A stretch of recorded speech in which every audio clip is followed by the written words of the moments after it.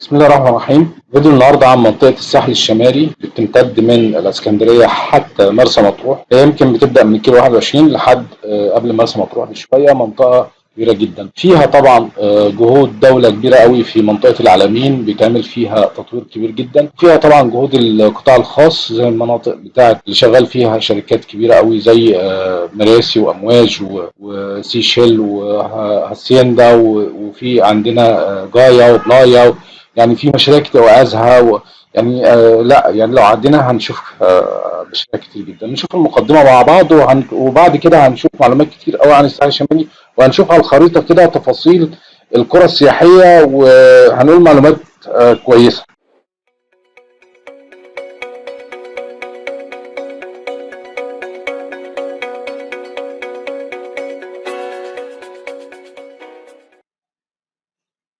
الحقيقة إن منطقة الساحل الشمالي، المنطقة اللي ظللناها دي، يعني من أكتر المناطق في مصر اللي بتشهد تطور، يعني أسرع معدلات أسرع من أي منطقة تانية. يعني يمكن إحنا اتكلمنا عن العاصمة الإدارية قبل كده، بس طبعا منطقة العلمين لا يعني ليها صيت جامد جدا، وفي اتجاهات كبيرة قوي من الناس اللي بتحب تشتغل في الاستثمار العقاري ان هي تستثمر فلوسها هنا.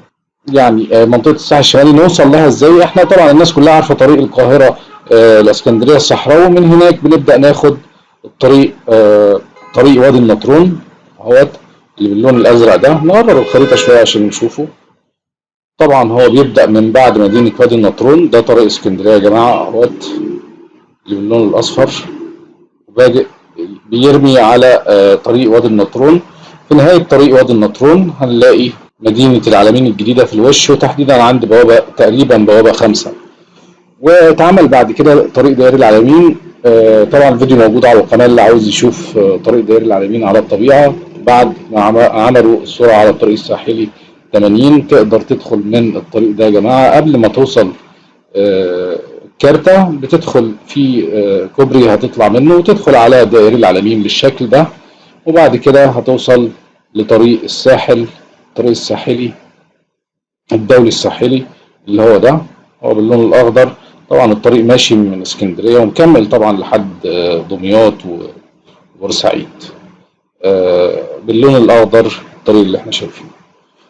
طيب نيجي ندخل على تفاصيل منطقة العلمين. أنا هبدأ طبعا في على اليمين من بداية من مارينا العلمين. مارينا العلمين كانت من أحد المدن اللي اتطورت واتعرفت بشكل كبير في مصر في فترة التسعينات، وشهدت تطور كبير جدا جدا بصراحة. لكن بعد كده يعني الموضوع كان واقف على مارينا العلمين وخلاص. طبعا من اليمين كده مارينا العلمين في اتجاه اسكندرية، في القرى السياحية القديمة اللي كانت مشهورة قوي في السبعينات في الثمانينات وفي التسعينات لحد مارينا العلمين. بعد مارينا العلمين طبعا المطورين اكتشفوا ان المنطقة دي يعني واعدة جدا. دي يا جماعة مارينا العلمين.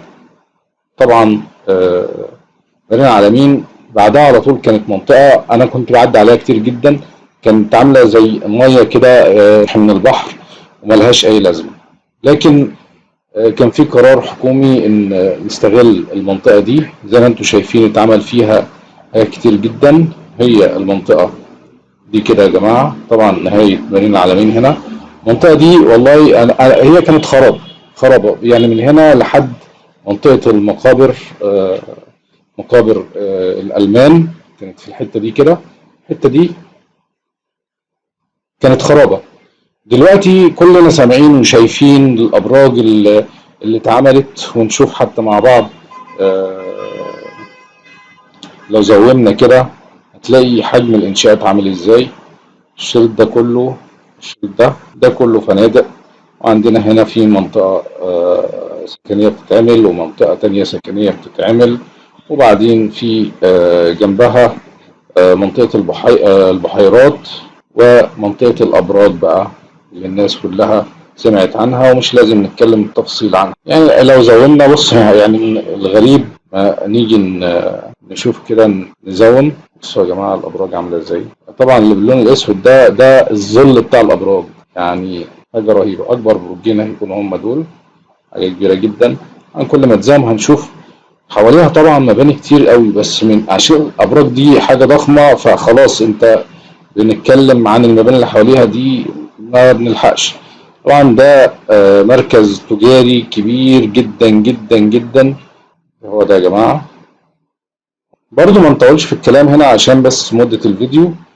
نيجي بعد كده في طبعا مجموعه قرى، وفي منطقه الحكومه طبعا، حي الحكومه.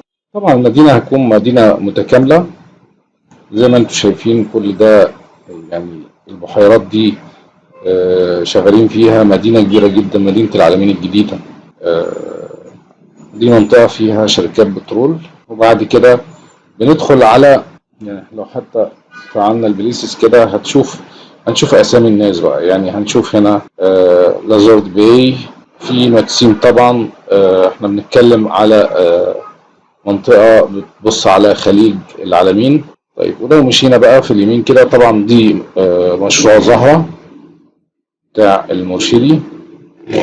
نصغر شوية عشان يبقى معانا بس. طبعا باللون الأصفر ده كده ده الطريق اللي احنا بنقول عليه. نيجي نشوف ده مشروع زهرة، ده هاسيندا باي. وفي بقى طبعا مجموعة مشاريع يعني قديمة ومعروفة موجودة في المنطقة. طب لما بنزوم كده بنلاقي طبعا يعني في ده الدبلوماسيين طبعا، دي قرية الدبلوماسيين، وفي جنبها ستيلا ووك. وبعد كده ندخل على مراسي لمنطقة الميناء من اليخوت. وفي مناطق بقى يعني مراسي متقسمة طبعا زي ما احنا هنشوف دلوقتي، متقسمة يعني لو كبرنا كده مشروع كبير جدا من أكبر المشاريع في الساحل الشمالي هو مشروع مراسي. بيبدأ من ورا خالص كده، هو ده مراسي يا جماعة. في منطقة القصور كده على البحر، في منطقة العمارات اللي هنا كده اسمها كيتانيا تقريبا، وفي مول هنا كبير. نتحرك بعد مراسي بشوية طبعا هيقابلنا ستيلا هايتس. مش عارف هيقابلنا سيشل، مشروع جميل جدا. لو جينا نشوف كده اهوت هنلاقي هنا اتعمل كباين كده، اتعمل حمامات سباحة وكباين على البحر. الكبانة دي بتخدم على الفيلات، يعني ممكن الاونر اللي قاعد في فيلا يقدر يستخدم الكبانة اللي على البحر بسهولة جدا. طيب جنب سيشل هنلاقي يعني مشروع اللي خد صيت جامد جدا واتعرف قوي. بينه وبين سيشل مفيش يعني. ده مشروع امواج يا جماعة، امواج تقريبا على 300 فدان. اتعمل على 4 مراحل، وفي تفاصيل كتير جدا في منطقة الفيلات على البحر. وفي هنا منطقة للعمارات، في مول تجاري كبير، وفي هنا منطقة تانية. وطبعا هم مشهورين عندهم الدوبلكس، وعندهم يعني عندهم انواع كتير. وفي المنطقة دي في شقق فندقية اعتقد، والحتة دي تقريبا بيتبني فيها فندق او شقق فندقية. فنيجي نتحرك شوية بعد كده. طبعا جنبه في مشروع اسمه بلومار. بيقابلنا بعد كده تقريبا مشروع تلال. وبعد كده في زلابي طبعا وفيها طبعا فندق شهير جدا ريكسوس. ده فندق ريكسوس في المنطقة دي فندق عالي قوي ومعروف. اللي جنبها دي هي بلايا.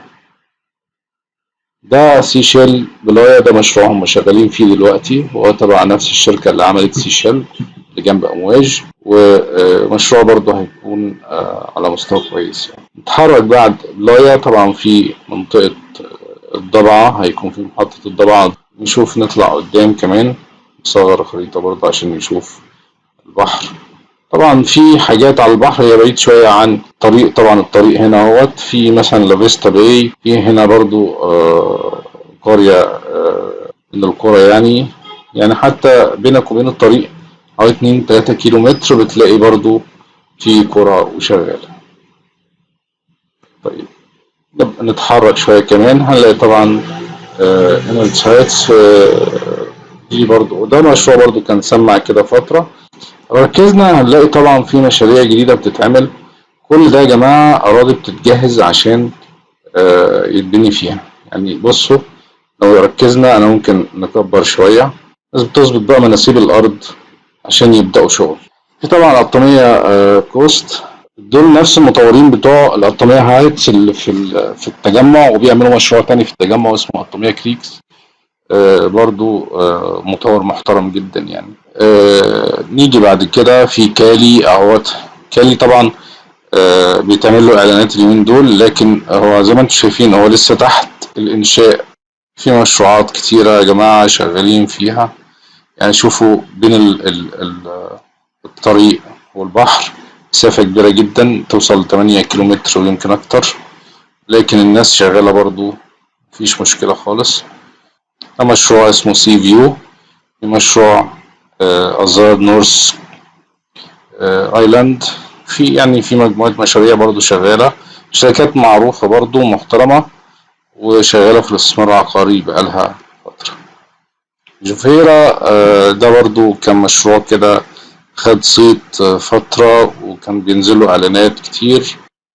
زاوية العوامة أعتقد إن يعني مشروع سول اللي هو تبع مراسي وفي المنطقة دي. جوفيرا طبعا مشروع كبير. بعد كده سوان ليك أعتقد إن هو المطور حسن علام أعتقد.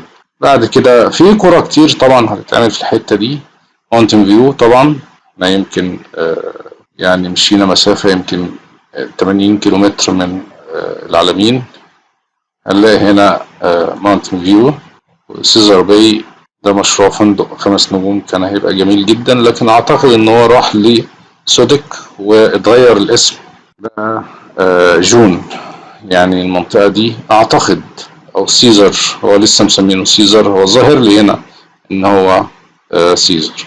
بعد كده في لافيستا، في عندنا رويال بيتش. شوفوا احنا بعدنا عن مارينا بقد ايه، بعدنا عن مارينا العالمين وبعدنا عن مدينة العالمين الجديدة. في هاسيندا ويست ده لسه شغالين فيه برضو. بس يا جماعة كل دي مشروعات شغالين فيها لسه ما خلصتش. طالما ما شفتش اللون الأخضر يبقى لسه ما اتزرعتش، يبقى معناها لسه ما اتعملش لاند سكيب، يبقى هم شغالين لسه في الإنشاء. المناطق اللي فيها زراعة ده فوكا باي. في مجموعة مشاريع طبعا أزها نورث، أزها في المنطقة دي اهيت، دي أزها. طيب أنا برضو كنت بدور معاكم على مشروع اسمه جايا، إنه كان اتعمل منه مرحلة واشتغلت كويس قوي. الحقيقة إن هم عملوا مجموعة كباين كده على البحر، يمكن 80 كابينة أو حاجة، وجربوا واشتغلت كويس قوي رغم إن هم شغالين في الإنشاءات في الآخر. ودي حاجة جميلة قوي، يعني إن هو أنا شغال في الإنشاءات أنا برضو قدرت أفتح جزء وأعمل تسويق كويس جدا للمشروع بتاعي. هي دي جاية يا جماعة، أنا كنت بدور عليها. بصوا يا جماعة برضو هو يعني جاية تقريبا ساعة من منطقة العلمين. لسه شغالين في الإنشاءات هنا، ورغم كده بنوا الجزء ده يعني زي شقق فندقية، وبدأت تشتغل يمكن من الصيف اللي فات. في نهاية الفيديو بتمنى طبعا اللايك والشير والحاجات دي بتدعمنا وبتشجعنا إن احنا نكمل، وأتمنى يكون الفيديو واضح للناس ويكون شرحنا كويس منطقة الساحل الشمالي.